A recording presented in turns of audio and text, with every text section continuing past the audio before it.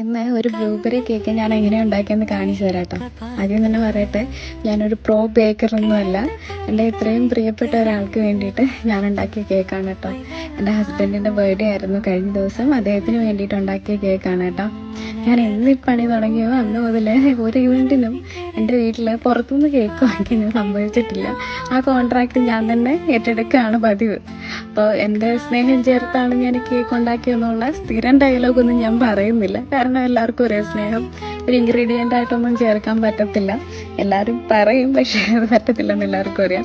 പക്ഷേ നമ്മൾ നമ്മുടെ പ്രിയപ്പെട്ടവർക്ക് വേണ്ടിയിട്ട് എന്തെങ്കിലും ഉണ്ടാക്കുമ്പോൾ നമ്മൾ കുറച്ചുകൂടി കോൺഷ്യസ് ആവും. വളരെ വൃത്തിക്ക് നമ്മൾ ആ വർക്ക് ചെയ്തു വെക്കും.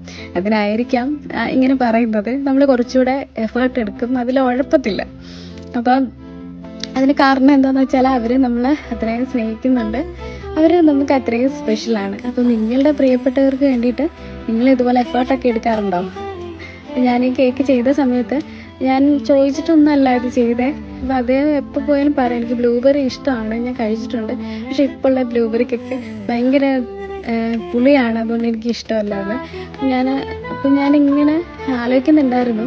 ഈയിടെയായിട്ട് ഞാൻ ഇതിലുള്ള പരീക്ഷണം ഇച്ചിരി കൂടുതലാണ്, ബ്ലൂബെറി സ്ട്രോബെറി ഒക്കെ. അപ്പോൾ ഇങ്ങനെ കണ്ടപ്പോൾ ജസ്റ്റ് വാങ്ങിക്കൊണ്ട് വന്നു, ഉണ്ടാക്കി നോക്കി. പക്ഷേ അത് നല്ലതായിരുന്നു കേട്ടോ. അദ്ദേഹവും പറഞ്ഞു നല്ലതായിരുന്നു എന്ന്.